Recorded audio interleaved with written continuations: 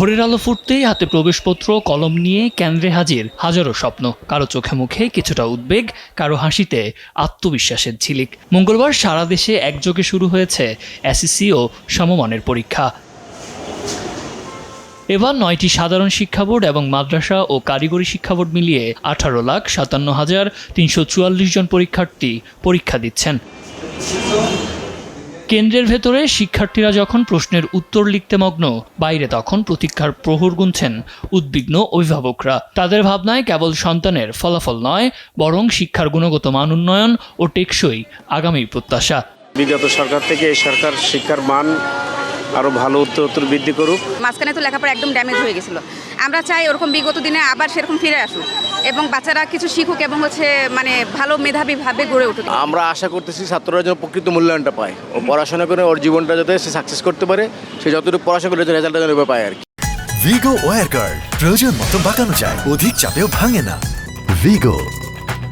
দুপুর 1টায় পরীক্ষা শেষে একে একে কেন্দ্র থেকে বেরিয়ে আসেন পরীক্ষার্থীরা। প্রথম দিনের পরীক্ষা প্রত্যাশার চেয়েও ভালো হওয়ায় চোখে মুখে ছিল স্বস্তির ছাপ।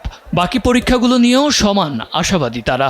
আমরা যতটা ভয় পেয়েছিলাম তার চেয়ে অনেকটাই সহজ প্রশ্নপত্র ছিল। আমরা আমাদের সর্বোচ্চটা দিয়েছি। অবশ্য সহজ হচ্ছে, আমরা সুন্দর মতো পরীক্ষা দিতে পারছি। আলহামদুলিল্লাহ অনেক সহজ হয়েছে। আমি কল্পনাও করতে পারিনি যে ঢাকা বোর্ড 26 এত সহজ হবে। শিক্ষামন্ত্রী আমাদের আসলে ভয় পাইয়ে দিয়েছিল, কিন্তু আসলে একটা স্ট্যান্ডার্ড প্রশ্ন হয়েছিল। আমরা যেভাবে ভাবছি অতটা কঠিন আসে না, স্ট্যান্ডার্ড একটা আসছে প্রশ্ন। এদিকে মানিকগঞ্জের সিংগাইর উপজেলায় এসএসসি পরীক্ষার 2টি কেন্দ্র আকস্মিকভাবে পরিদর্শন করেন শিক্ষামন্ত্রী। পরে ঢাকায় ফিরে আন্তর্জাতিক মাতৃভাষা ইনস্টিটিউটে সংবাদ সম্মেলনে তিনি জানান, প্রথম দিনের পরীক্ষা ভালো হয়েছে, প্রশ্ন ফাঁসের কোনো সম্ভাবনা নেই। প্রশ্ন ফাঁস করবে যারা, তারা যেই যন্ত্রটি ব্যবহার করে সেই যন্ত্রটিকে আবার কারেকশন করার লোকও তো রয়েছে।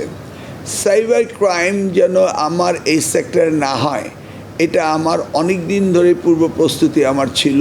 লিখিত পরীক্ষা শেষ হবে 20 মে, পরে 7 থেকে 14 জুন হবে ব্যবহারিক পরীক্ষা।